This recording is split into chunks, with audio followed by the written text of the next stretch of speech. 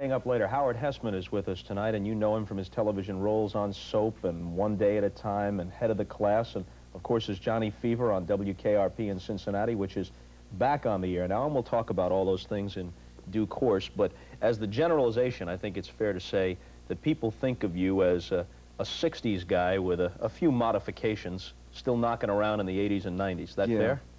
I guess so. A lot of modifications that one encountered in the 60s tend to stay with me, you know. Time and again people say, well, what is it about the 60s? Gee, I don't know. I suppose if you came of age in the 30s, there are things that happened to you then that were in your realm of experience that stick with you for the rest of your life. I don't think in that respect I'm that much different than most people who managed to come through San Francisco in the 1960s. But then I don't know all of them. So. Of course, you started in Salem, Oregon. Yeah. And I read somewhere that the main theme of your youth was, how do I get out of here? Basically, yeah. I was not a big fan of the rain. I think I was probably in my late 20s before I realized that the reason for my general depression each winter was that the sky was grayer and it seemed to be threatening to rain in San Francisco. My childhood was not a particularly happy one, and I think I somehow confused that with the weather.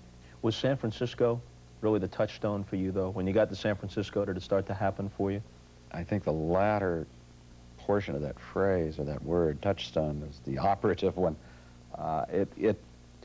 San Francisco was such a seething cauldron in the 60s. Yeah. I met a lot of people who seemed, as artists, intense, if not vital, you know, in terms of their connection to their work.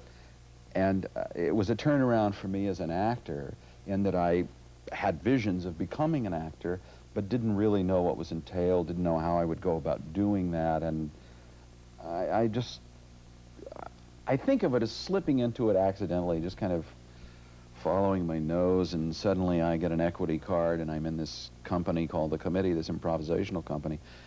I know that I must have had a little more thought going on. I must have been a little more ambitious or had a slightly more developed agenda, but it wasn't one I was ever willing to admit to myself. I think of myself as a slow learner, a slow person. Bob and Ray, a slow talker. Right.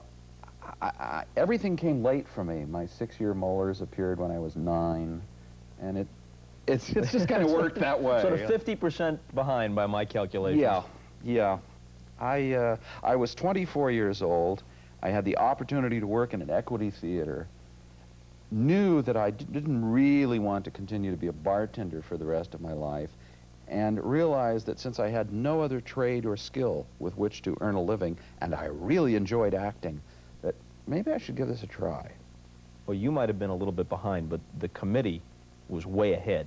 And to appreciate what it was, you can't just look at the content, which might not be so shocking now. No. You got to consider it in its context, in its time. Yeah. People weren't doing stuff like that. No. And when that showed up on television, even if it was at the fringes of television, people almost fainted. And it was the most watered-down versions of the safest pieces that we had that could appear on television.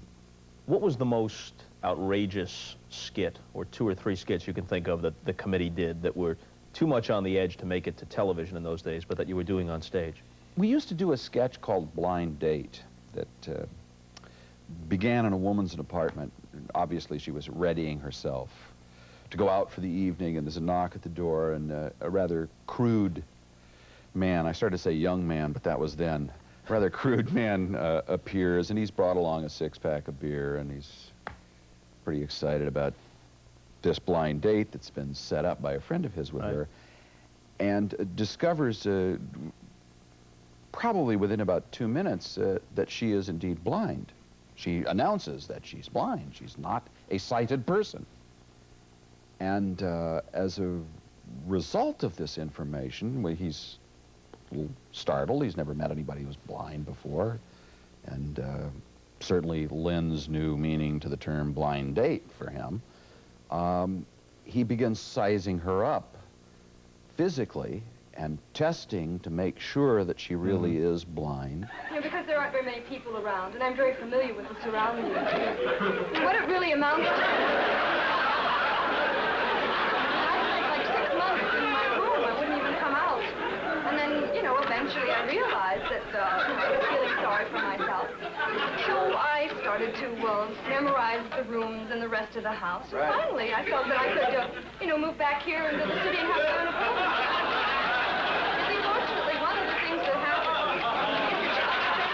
He continues with this behavior, and she finally, he says, you know, we really ought to get going to the party. She says, I don't think I can go. I really don't think I should go.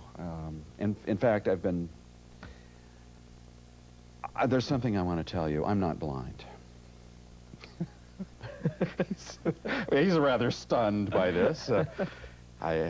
She repeats, I said I'm not blind, and his response is, yeah, I'm not deaf. I heard you, but what's the deal? I wish I'd have known this was a test. And she said, well, it's exactly what it is. You know, it's just a little something that I go through to kind of separate the men from the boys. Yeah, and you didn't pass. And he's a little put out, and they exchange words, and he leaves. She begins tidying up from his visit. There's a knock at the door. She goes back. He is standing outside in the hallway on his knees.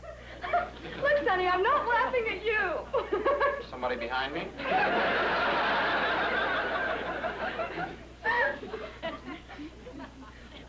Well, I mean, I guess I feel kind of small myself. Well, you want to go to the party then? Sure, why not? We're going to look silly dancing. Well, you know, the scene is about a lot of different things. Men and women's attitudes and paranoia toward one another, and that I won't characterize what the scene is about. In answer to your question, we were doing that scene, I think, in 1965. We finally did it on a show called Midnight Special. Sure. In maybe 1972, it may have been later, but it was deemed passable for late night kids sort of rock and roll oriented television. There was no way that we could approach doing that in network TV.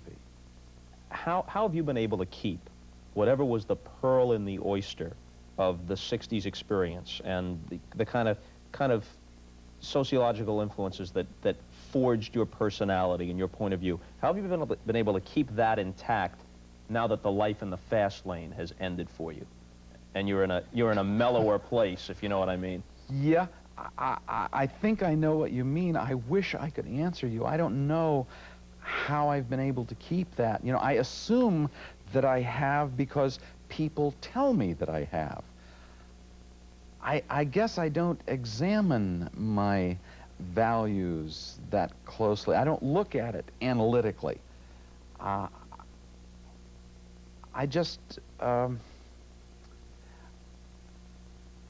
don't want to avoid answering you. I'm not being purposefully evasive. How have you suffered then for choices you've made trying to stay true to yourself? I haven't done a lot of shows like this, Bob, and I. And that's probably been a big drawback in your life. As I see it, you've suffered because of it. Well, I suppose, I guess that my career maybe suffers as a result of it. I'm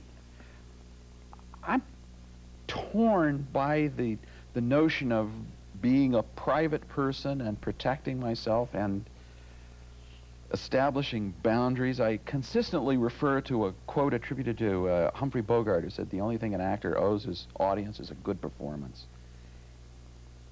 I'm torn between that and the desire to have people like me, to be, you know, to receive approval, to get strokes. As a result, I violate boundaries that I've only moments before set up for myself. No, I'm not going to talk about that. Then the next thing I know, I'm talking about it. On the I've other, never talked about this before in one of these shows. So. on the other hand, it seems to me that you've succeeded, at least in part, in getting across something. It may not be everything, but some sliver of your life that's true about you is part of your public persona. Yeah, it's confusion, I think, with some. You know, I said earlier that my childhood was not a particularly happy one. This is a story that seems to be told by a lot of actors. I think that's what probably led me to become an actor. It was easier to pretend to be someone else. Sure. It was easier to lose oneself in some kind of fantasy.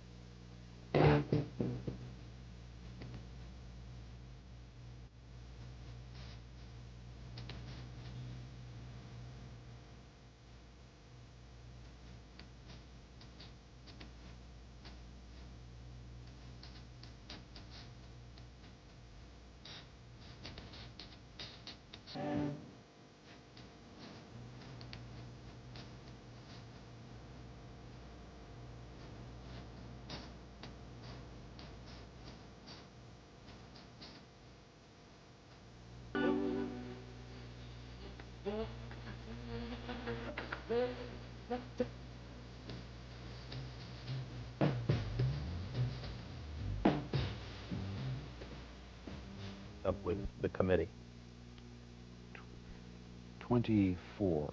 And they first came together, what, in the early 60s, 63, The 64? committee opened in 63 in San Francisco in the spring, and they had the first workshop in improvisational techniques open to the public in the fall of 64, and someone who was attending told me I should drop by, that I might enjoy it, that it was some interesting exercises.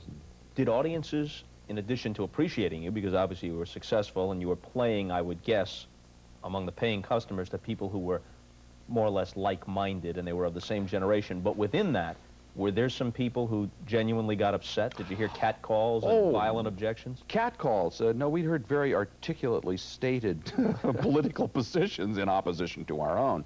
As a theater company, we were active in the anti-war movement in San Francisco. One of the key moments in my live theater life was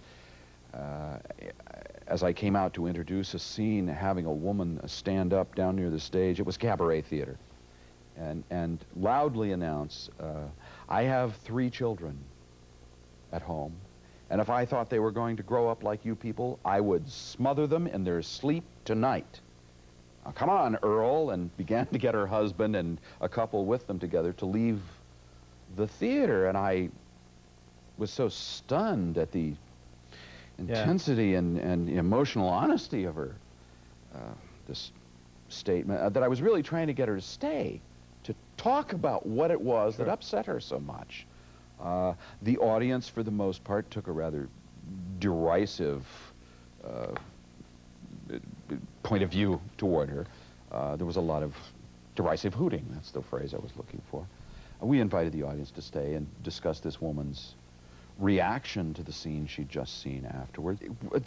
One night during intermission, several of us had stepped out onto Sunset Boulevard, you know, for a cigarette to get what passes for air in Los Angeles outside the theater. This was 68, 69, and there were a couple of people being rousted by an LAPD squad car. They'd been pulled over, they were out of the car, they were being talked to in a, I wouldn't characterize it as a friendly fashion or a polite manner. So we went back into the theater and invited the audience to come out and watch their tax dollars at work. How the Los Angeles Police Department kept the streets safe and orderly. I can't even speak clearly now. I'm terrified, I guess, because I still live in Los Angeles, and they'll remember this. I'd say within 8 or 9 minutes, there were 8 or 9 squad cars there. There were uniformed officers out with clubs and mace saying, move back against the building, move back in the theater. A few of us in the theater company have said, it's a public sidewalk. We have a legitimate right to witness this arrest or this interrogation or this whatever is transpiring here. Move back. So we went back in the theater, and there were some people in the audience who had no idea, I guess, that things like that happened on the streets. We said, we'll continue with the show, but you're all invited to stay at the end of the evening to discuss this event in which you were not simply witnesses, but participants. Those of you who had the can of mace right in your face.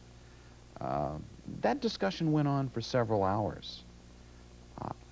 That was interesting stuff, you know, because as you said earlier, the audience was not made up solely or by and large of people of our generation or people with like political views.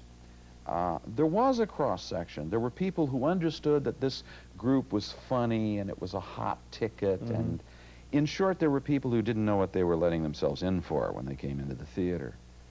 Those were the people that that I felt good about performing for and connecting with. It's nice when people laugh, but it's also nice when people are affected by something that happens in front of them to the point where they want to discuss it. Are you awake? Whoa! Are you awake now? Because it's 10:15 in the morning. For those of you who are still into time. You were able to ad-lib almost everything that Johnny Fever did on WKRP because you had something of a DJ background yourself, right? You were one of the very first underground DJs before that term became commonplace. Yeah, I just to make it clear, I was a full-time actor and had been for several years at the time. I did, my brief DJ stint was as a favor to a friend in San Francisco, and I did 6 hours every Saturday afternoon on this sort of the forerunner of outlaw radio. Yeah. But we had an extraordinary writing staff for WKRP, starting with the man who created it, Hugh Wilson. But Hugh and I first met backstage in a club in Atlanta, Georgia, on a committee tour. And he came back and introduced himself to the company and just said he was in awe of what we did. The following year, I met him on the Bob Newhart show when he was there as an apprentice writer. The year after that, he was writing for a Tony Randall show. I'm talking about the old Bob Newhart show for MTM. Right. Following year, he was writing for Tony Randall. The year after that, he was producing Tony's Randall show. And on his 4th year in Los Angeles, he had created WKRP.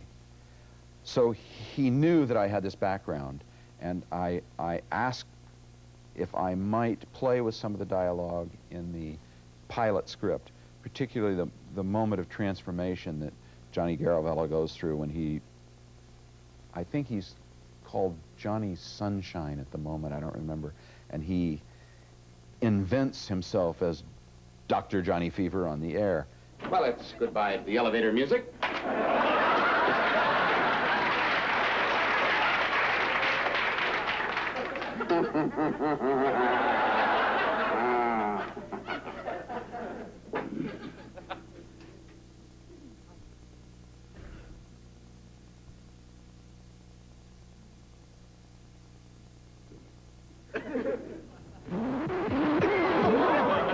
All right, Cincinnati, it is time for this town to get down. You got Johnny, Dr. Johnny Fever, and I am burning up in here. What? Woo! We are all in critical condition, babies. But you can tell me where it hurts, because I got the healing prescription here from the big KRP musical medicine cabinet. Now, I am talking about your 50,000-watt intensive care unit, babies. So just sit right down, relax, open your ears real wide, and say, give it to me straight, doctor. I can take it. So the new WKRP must involve some degree of fun for you. You're not on every episode, but you pop up now and then. Why go back to it? What enticed you to go back and update Johnny Fever? I suppose the notion you can't go home again offers some sort of challenge. I liked the character. I liked doing the show. When I look at it in syndicated reruns, I for the most part, I'm really proud of what I did, and for the most part, the shows really seem to hold up. 3 of the original cast were returning. It was an opportunity to share some time with them again. It was also being given the opportunity to discuss storylines beforehand, to talk about what had happened, what might happen with the character in any given episode, to adjust my appearances there. If I said, yes, indeed, I'd like to do a show, that sort, to adjust that to my own schedule. So I guess what we're saying is that it's hard to pass up the opportunity to be a little tin god.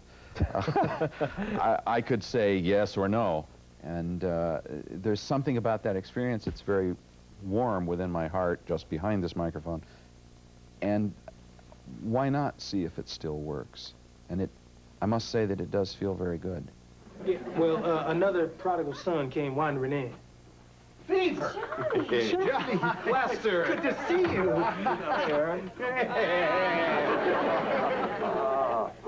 Hey, C, how you doing, man?